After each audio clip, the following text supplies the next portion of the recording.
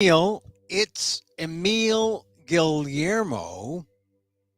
Emil, I'm up to you. This is our program. Welcome to it. Episode 231. You notice we went to a different naming convention. Instead of show 231, it's now E 231 because it's an E meal Amok kind of thing here. How are you? Wherever you're listening maybe on Twitter at Emil Amok. I know I feel for you. That interface on Twitter, it's kind of frustrating sometimes. It's like the old Periscope, but you got to jab it and then move it. Your finger has to stick. It's made for mobile. Anyway, it's fine. At Emil Amok on Twitter, on Facebook Watch. If you're on Facebook Watch, you can use the chat. I'm chat enabled on Facebook Watch, Facebook Live, and you can like say, "Oh, Emil, you're just wrong about Twitter," or I don't know, whatever you want to say.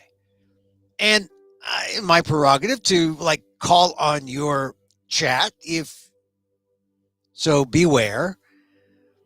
So you can be on Facebook. You can see this on YouTube. All you YouTubers, it's live on YouTube, the Emil Guillermo YouTube channel. And then, of course, on amok.com, maybe you're watching this after we've done it live and recorded it. And, and then I put it on amok.com, my website. So welcome. We're here Monday through Friday, 2 p.m. Pacific Live. And, I know you're saying, hey, Emil, by the way, it's 1:51. Yeah, that's right. I'm giving you 9 extra minutes. 9 extra minutes of me. I'm just out of the bottom of my heart.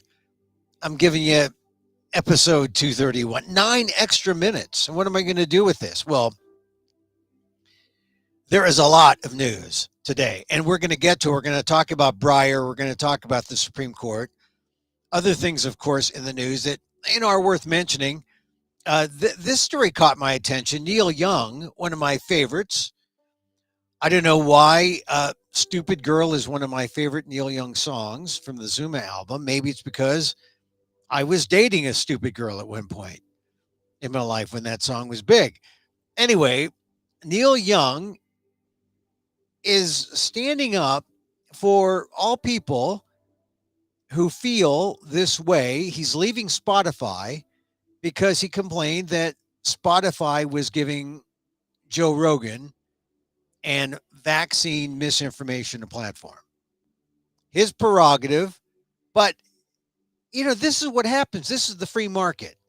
And if you disagree, it either takes a lot of people who have, not as high profile, but a lot of people to say, hey, look, we don't like the fact that Spotify is giving Joe Rogan such a platform.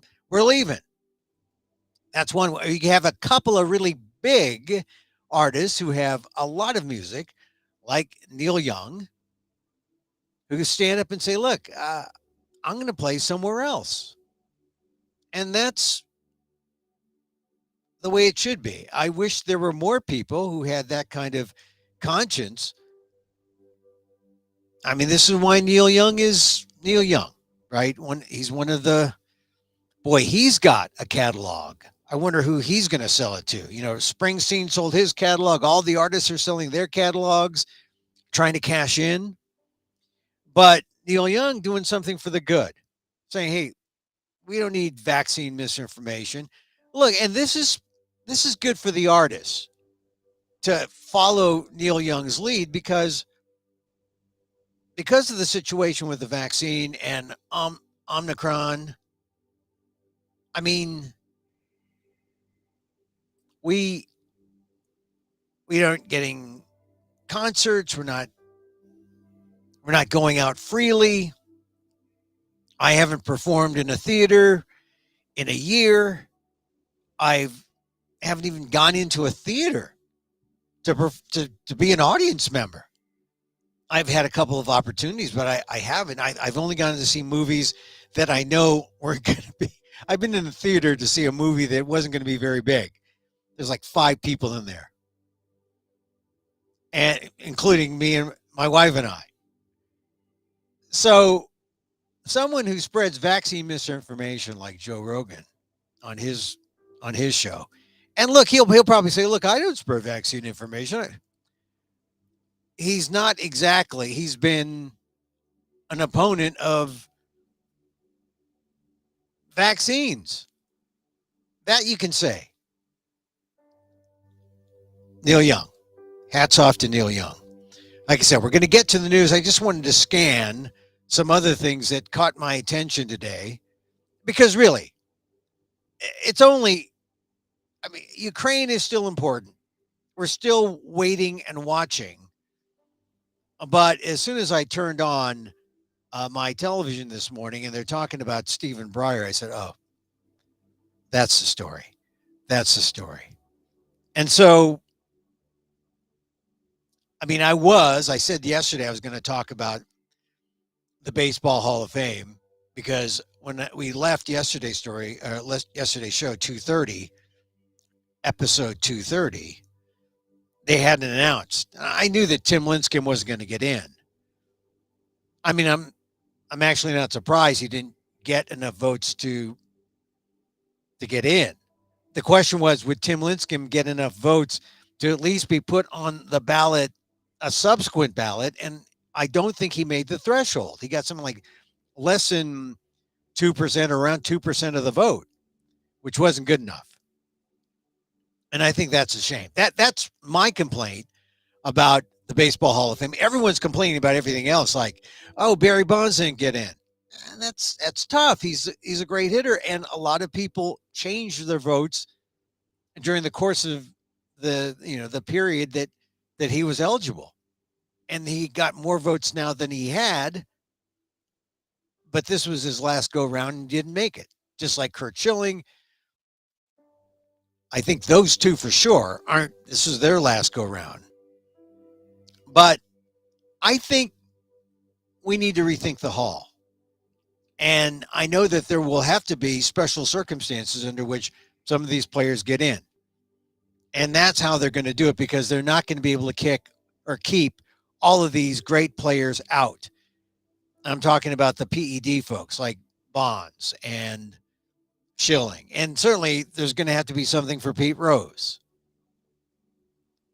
And Lincecum is a special case because I think Lincecum, people just out of hand say, no, he's not, didn't play long enough. But 8 years? Yeah, he didn't play like 15 or 20. He didn't. Look, longevity is important to be an immortal. But you can be an immortal for the kind of contribution you made when you were there. I don't think he was hittable for 3 years, at least 3 years. And I think considering the diversity of the sport, I don't think there's ever been another Asian American Filipino player in Major League Baseball. Name me one. Benny Agbayani?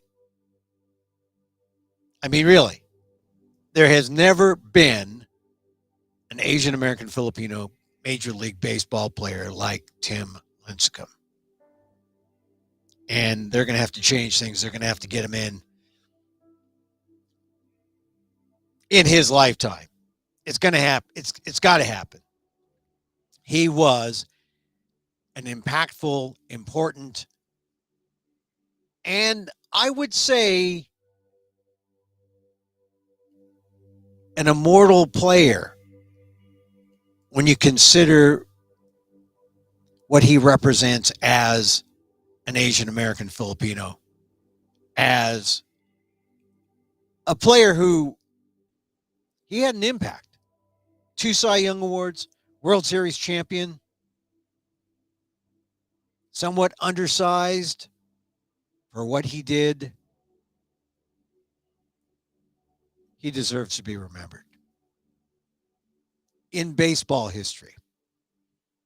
All right, we're coming across the 2 o'clock line. That's our Lanyap section. Now we get into the main show. And welcome to it. I'm Emil Guillermo. We would like to talk about these things because, as I say, what does an Asian American think? What does an Asian American think? And on topic A, Stephen Breyer. Well, first of all, if you're not aware, Stephen Breyer is from San Francisco, California. He's from San Francisco. His father was the attorney for the San Francisco Board of Education. Justice Breyer was smart cookie, attended Lowell High School, my alma mater. He graduated in 1955. I don't think I was born yet. I wasn't. If he graduated in June, I wasn't born yet. At Lowell, he was a member of the Lowell Forensic Society. So he was a member of the debate team. He debated in tournaments, and he debated against future governor. It says here he debated against, he debated against Jerry Brown. But Jerry Brown went to St. Ignatius. And Lowell and St. Ignatius, they were rivals. One Catholic, one public. He also debated against Harvard law professor Lawrence Tribe, all while in high school. The Lowell, and I'll say this: the Forensic Society at Lowell. I was a member. So was Larry Baer, the chief executive of the Giants. I mean, there were a lot of them went on to become tremendous lawyers. Breyer became a politician. It was good training. I loved public speaking, forensics at Lowell. I was not as successful a debater, but I did debate. I did go to state quals one year, but I wasn't as into it as some of these other folks that who lived and breathed debate. Anyway, a great thing. That was one of the things about Lowell. And I don't know if Lowell was just a regular school or if it was always an academic school.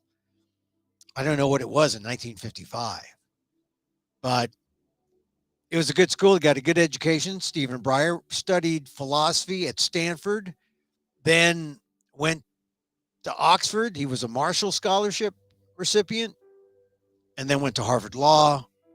He was a member of the Law Review. And that is the education of the justice we're talking about, Stephen Breyer, who was nominated by Bill Clinton August 3rd, 1994. He's 83. And a liberal, but I think I don't like to put, he's always said he doesn't like labels. He's surely to the left of Clarence Thomas. I just, when I think of Stephen Breyer, I think of someone who's fair. I think of someone who considers the facts and then makes the right and humane decision. So I'm going to miss Breyer. I'm going to miss just seeing his name up there. And, when they talk about the issues and they say, well, Breyer went this way. Because I'm always thinking about, God, yeah, he went to Lowell High School, just like me. Just like me. So Stephen Breyer is stepping down. Wolf Blitzer got the he got the scoop. He broke the news. I mean, and it's big news. I mean, it's big news. And when I heard it, I said, oh, "This is all we're going to talk about today. Who's going to replace Breyer?" And is there any doubt? Well, some people say, "Yeah, there's doubt." I said, "Why?" Well, when Biden was in trouble and he went to South Carolina to James Clyburn, and he got the blacks to vote to back him there in South Carolina, and that was the beginning of the real change in the Biden candidacy. And Biden is generally true to his word. We should expect him to keep it, right? Well, I'm thinking, yeah. He said during the campaign, I was trying to find the exact words, but he said he was going to nominate an African American woman. And I think he's going to do it. I think he's going to follow through. And one of the leading candidates to fill that position is I can't read my writing. Ketanji Jackson. She's at the top of the list. Ketanji Brown Jackson, an appeals court judge. She clerked under Breyer. So I think there's going to be some kind of provision when Justice Breyer announces the formal announcement of his retirement. It may be contingent on him being able to essentially handpick, select a person to follow him. And I think this woman would be great. There are at least 6 other women that have been named by news organizations, but Ketanji Brown Jackson is at the top of the list. But I'm wondering if Asian Americans deserve a little moment also. And I only mention this because there are no Asian Americans on the court. There's one African American, Clarence Thomas. There's one Hispanic or Latinx. I mean, I forget if that's now no longer woke, Latinx. But there's one Hispanic woman, Sonia Sotomayor. There are no Asians. Zero Asians. And I think that this is one of the things that has to be considered. You have to, especially in the modern court, I think you have to consider diversity. You have to. The country's changing right now. Or we don't have to wait for a generation. The country's different and changing right now. And right now, the African American representation is sort of being filled by Clarence Thomas. So in some ways, look, Biden's right. There's no African American female. And look, we're not playing the quota game. We know that quotas are illegal. Well, in terms of college admissions. In terms of Supreme Court admissions, there's no quota, but I guess we're thinking in terms of by representation, we want to make sure there are, we have enough whites, we have enough blacks, we have enough Hispanics, we have enough we have no Asians. I think this is why we have to stop for a moment and say, no Asians. Are they not good enough? That's clearly not the case. Are they not qualified? That's clearly not the case. You want to find a 40 or 51-year-old jurist or legal scholar or legal mind who would represent not just Asian Americans, but all the people well, fairly, with a sense of justice. I think you could find one if you were looking. You see, this is one of the problems. You only get nine people in the court. Maybe we ought to think about some kind of expansion to get to fairness. Some people say, "Oh no, you can't pack the court. You can't expand." Maybe we need not a major expansion to 15 justices or, but a slight expansion to reflect the fact, not reflect the fact that this is the first Supreme Court justice position filled by a Democrat in, wow, can't remember the last one. I mean, it's years. I mean, talk about stacking the court. That's what Trump did. And now I remember for the longest time, no one ever talked about the privilege that a president has to make a court appointee. But since Bush, and certainly since Trump, it's like right there in the top of the list. We've got to consider Supreme Court appointments. We've got to consider all those things. When people say elections have consequences, these are the consequences. And a lot of it is timing. And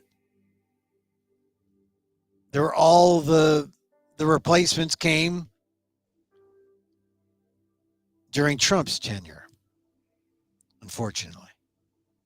Because now we have a 6-3 court. And even with Breyer stepping down, the challenge or the clear next step is, okay, you replace a liberal with another liberal. Okay, that's going to happen. We know that. We're still going to have a 6-3 court. So I think what we should have, if we're going to have the same kind of court ideologically that we would have with Breyer, maybe we should try for some kind of change in terms of diversity. In terms of, well, black woman, that would fit the bill. That would change things in terms of race and gender. But what about an Asian American? Isn't the United States ready for an Asian American on the Supreme Court? I would think.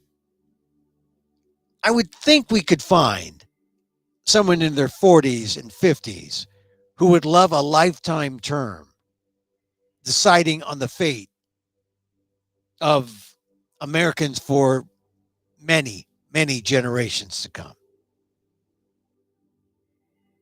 2 or 3? 2 generations? I mean, it still won't change the ideological makeup, but maybe we can get a little better sense of diversity. Would that be worthwhile? I mean, I'm nothing against Ketanji Brown Jackson, who is like leading the list. There's a number of African American women, since it looks like Biden is going to go that way because that's what he said during his campaign. He's going to nominate an African American woman. Keep in mind, it doesn't have to be an African American woman who is even a lawyer or is even serving as judge now. I saw people float names in my email box and I said, "Oh, Barack Obama." I don't know. I think he wants to work on his library. A better name would be Michelle Obama. I mean, you could put anyone on the court, really. It doesn't have to be a lawyer, although it helps. You want someone with a sense of fairness. You want someone smart. You want someone who might have some longevity, right? So someone younger rather than older. You wouldn't hire or appoint someone in their late 60s or 70s, maybe late 40s or 50s. So I'm just putting out names because really, I mean, they don't ever ask Asian Americans what they think about who should be on the Supreme Court. I've just told you a number of things about my feelings about Breyer. He's an alum of Lowell High School, the most Asian public high school in San Francisco, I believe. I believe it's still the most Asian. So Lowell High fans love Stephen Breyer. Lowell High debate team folks love Stephen Breyer. Who replaces him? Breyer says he gets to pick. Ketanji Brown Jackson was a clerk of his. But if you're looking for an Asian American name, if you want I'll give you an Asian American. I'll tell you an Asian American name right now. What? You're ready for it? Neil Katyal. Neil Katyal. Katyal. You may have seen him a lot on CNN, MSNBC. He goes on the talk shows, gives his opinion, which probably means he will probably be sunk here. Although, he just gives his considered informed opinion, but I have noticed that he is not as public as he used to be. Like a couple of years ago, Neil Katyal was always on television, giving his opinion about different things during the Trump years. But Neil Katyal's main thing was he was the principal deputy solicitor general of the United States. So he's argued before the Supreme Court. In fact, he's argued more Supreme Court cases than any other minority lawyer in American history. I think he deserves to get on the other side, right? Yeah, I argued in front of you guys, then let me put on a robe. I'll get on the other side. He's a lawyer. He's an academic now, but he served as the Solicitor General of the U.S., principal deputy under Obama. And he was preceded by Leandra Kruger, who incidentally is now, I believe, on the California Supreme Court. And she's one of the top 2 names among African American women who are considered to fill that Biden post based on his campaign statement that he was going to nominate an African American woman. So you see how all these people on all the short lists pretty much know each other. They're all in the same path. They're all of a certain pedigree. And by that, I mean, of course, they're smart, but they are all career wise at a certain legal level where Supreme Court justice would not be, I don't think this guy's ready. He would be ready. Katyal, Neil Katyal, argued more Supreme Court cases than any other minority lawyer in American history. That's something. And me, I've done 231 Emil Amok takeouts. That is not going to go on my Wikipedia page, though. So you need an Asian American name. There's an Asian American name. Son of immigrants from India. Went to Dartmouth. Went to Yale Law School. Neil Katyal. The right age, 51.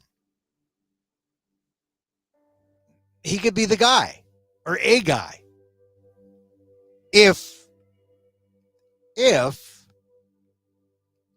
Joe Biden is considering not going with that campaign promise to nominate an African American woman. I'm just saying, he might say, well, yeah, look at the composition of the court. And you got, all right, blacks.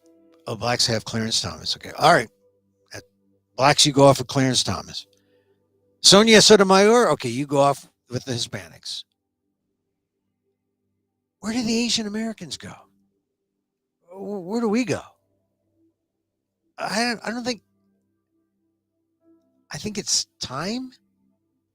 I mean, maybe if there were more spaces, I mean, if it's a resource problem, maybe we could get an Asian American on the bench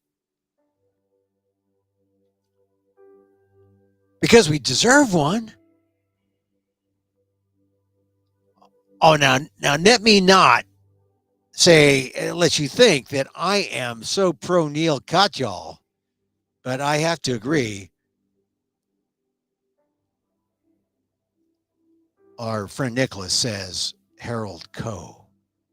Yeah, Harold Coe. His name has come up a number of times before when, he's the former legal advisor, Department of State under Obama. That would be an excellent choice. The point is, there are no shortage of Asian American names. There may be a shortage of Asian American spots, or not Asian American spots, but Supreme Court spots. There are only 9 seats. And we gave one to the guy who likes beer and frat parties. And,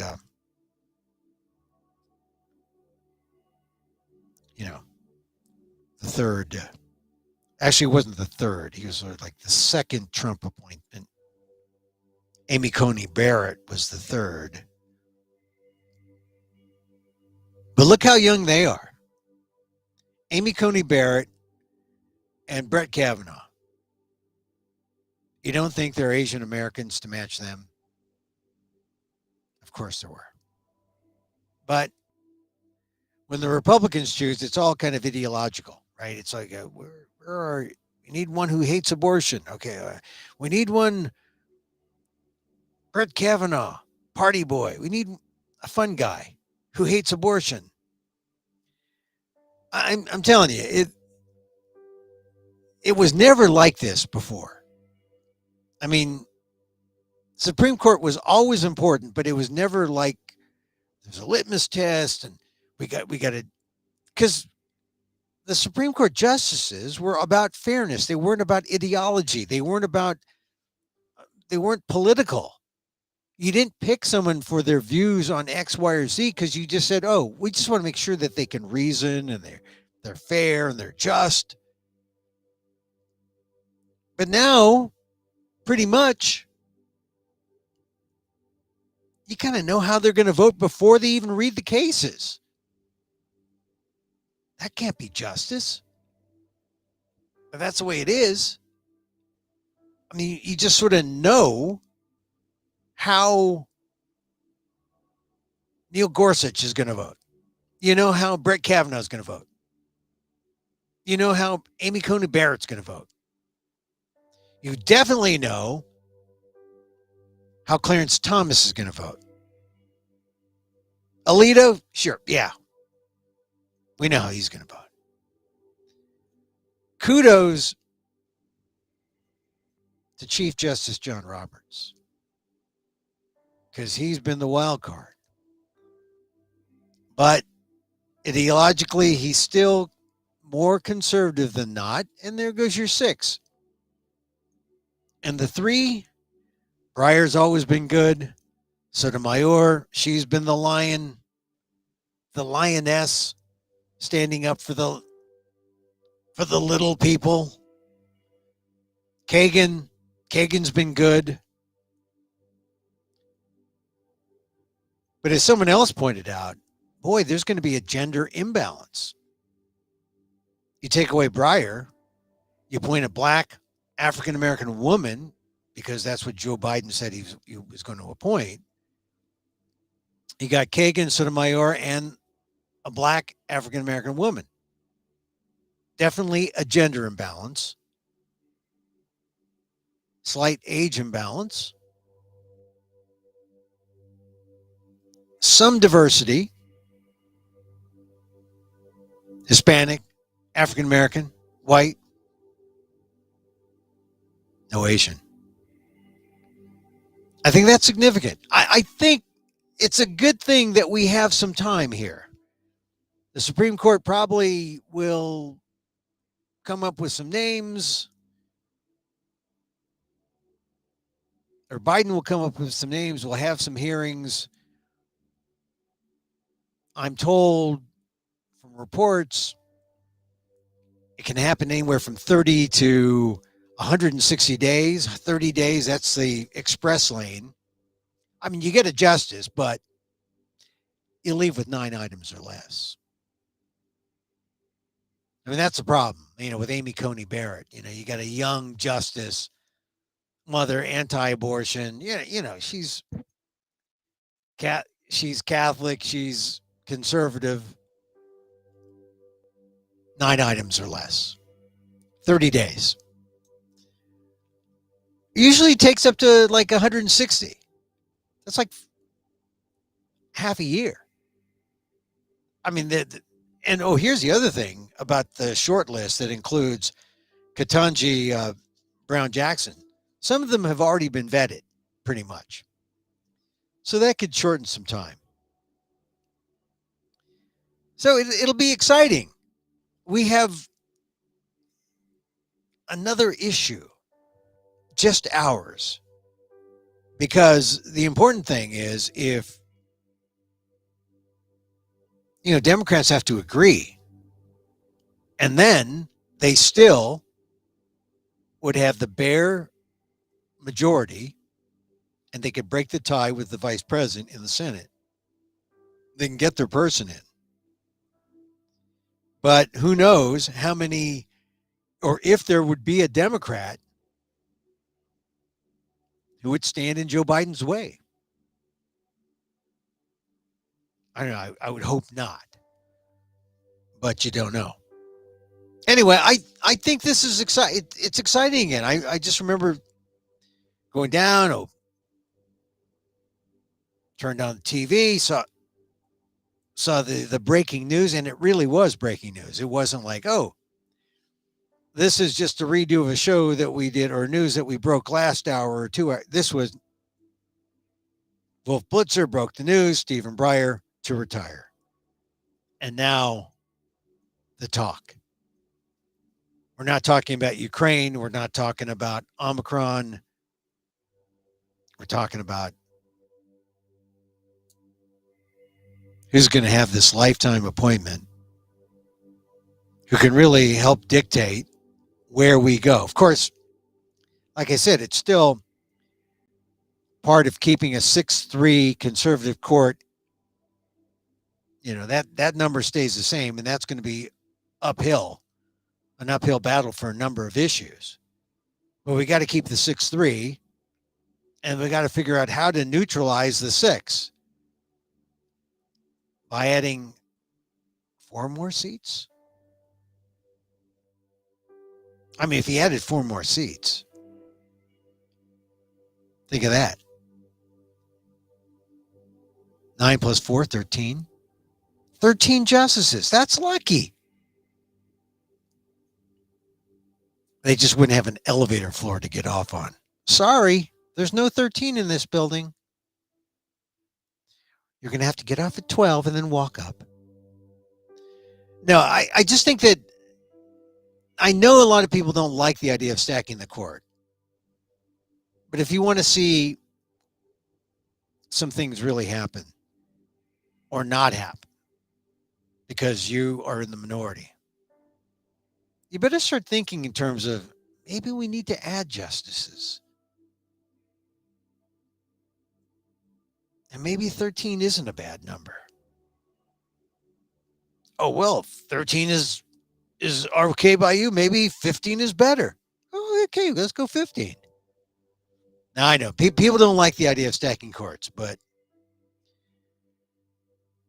I don't know who's the next.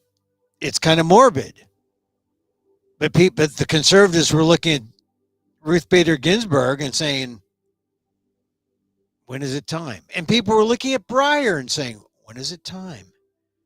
And Breyer, who wants to maintain, at least a 6-3, I'm sure felt, I don't know if we might lose the midterms. I better retire now.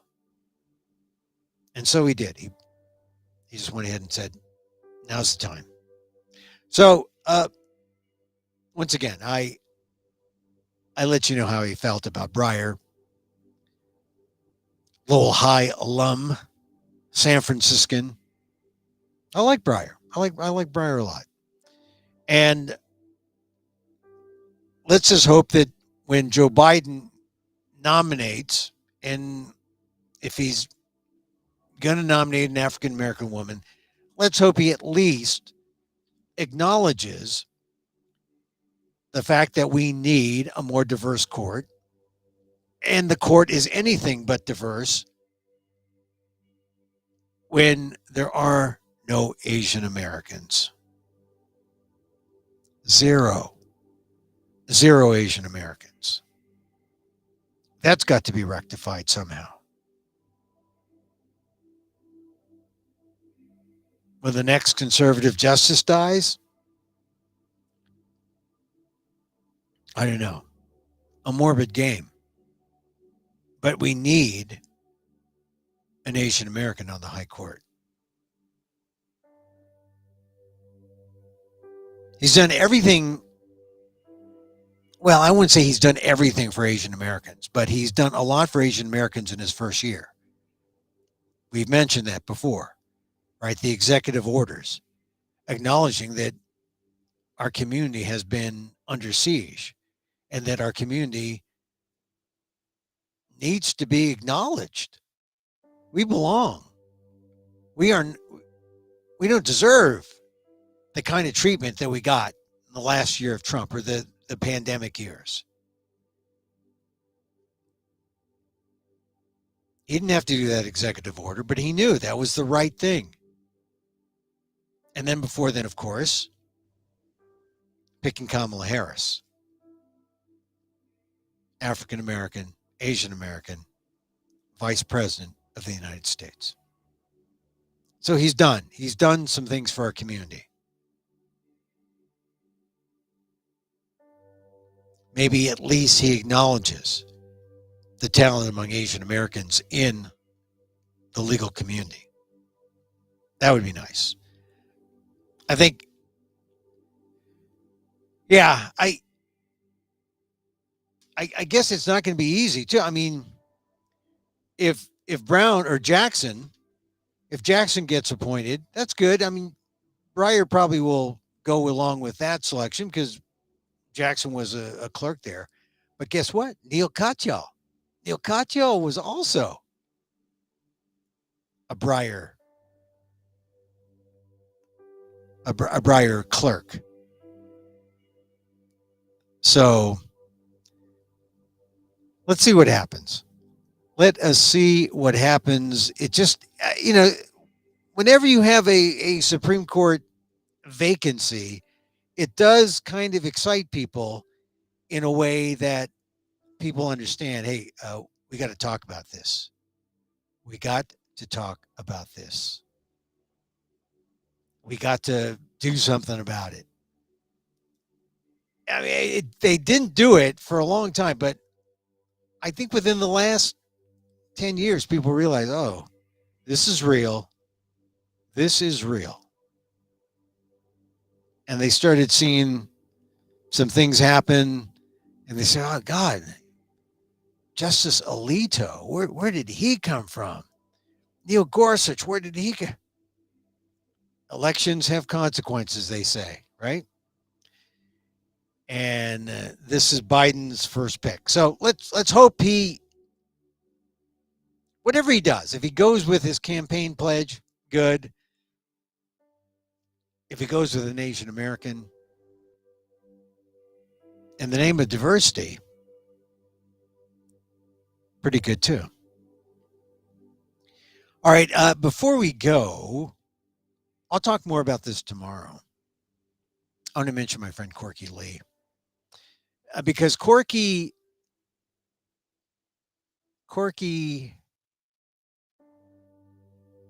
died a year ago. Tomorrow's the day of his death. 1 year. And I miss him. I miss Corky. I mean, we didn't see each other a lot, but he'd be in New York, and sometimes he'd come to California when we were allowed to travel. That seems like, oh, it was such a far gone time. I'm thinking, oh, maybe I'll go when we travel to Asia sometime. Are we allowed to travel to Asia yet? Or Europe? It's just been such a strange last 2 years. But I would see Corky when he would go around. He'd fly. He'd come to San Francisco. We'd go to different conferences. We'd see each other. And all it takes is a couple of experiences where you bond, and it doesn't matter how often you see each other. You're just friends for life. You're connected. And so we would talk, and I did a podcast with him back in 2017. And, he was trying to get me to go to Utah because he wanted me to see that picture that he loved to recreate, that the golden spike picture at Promontory Summit in Utah. And he loved this idea of we're going to have a flash mob. He loved flash mobs. We're going to have a flash mob. We're going to get together, and we're going to put actual Chinese people or Asian people in that photograph, because Asians were never in that photograph, and they built the darn thing. And so I remember he showed me that picture. It's on the ALDEF site, May 4th, 2017. I wrote that column and pictures there. So I just want to remember Corky, because I'll probably write something in the ALDEF blog tomorrow. We have more than, nearly 850,000 deaths, COVID deaths. Corky died a year ago, January 27th. And there were no vaccines. There was no vaccines. He was on the tail end when suddenly, they found the vaccines came around, like, I think February, March. And I just, of all the pictures that Corky took, and I've seen a good many of them at the AHA conventions, the picture I remember of him is the one I didn't take. And that's because I stood here in my studio closet, and I did a prayer Zoom with 300 of his friends. And we just prayed for him to come through. And it wasn't enough. But I'll never forget praying for Corky. 1 year. 1 year as of the 27th. So I'll probably have a little memory tomorrow in the ALDEF blog. Check it out, aaldef.org/blog. You know, one more thing about the Biden pick. They're really trying to go for October. And October would be great because October is when the Supreme Court is going to hear the Harvard affirmative action case. And wouldn't it be great to have a Supreme Court justice who was Asian American? I'm just saying. I'm not saying that the African American woman pledge should not be honored. Should be honored.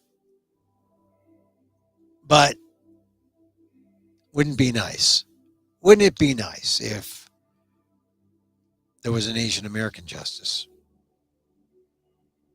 hearing that case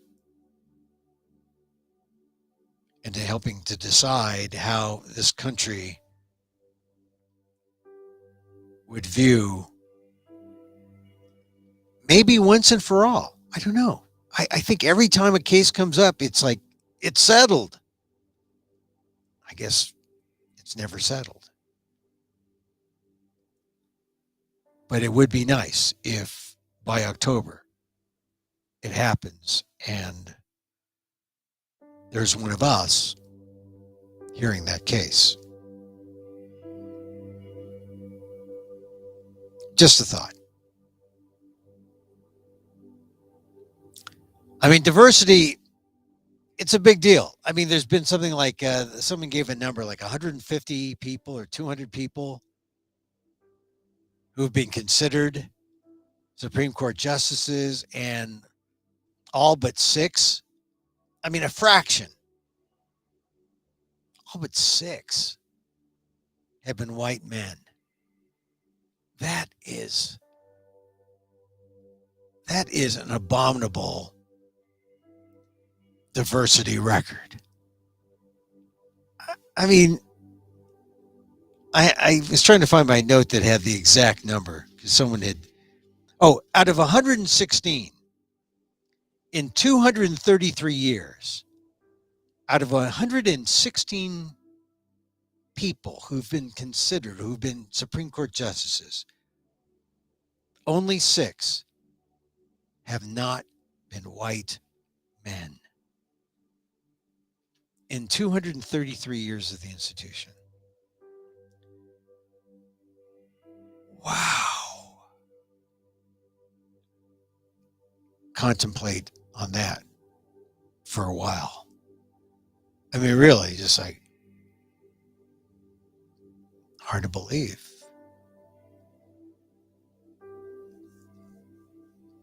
So I thank you for being with me here today.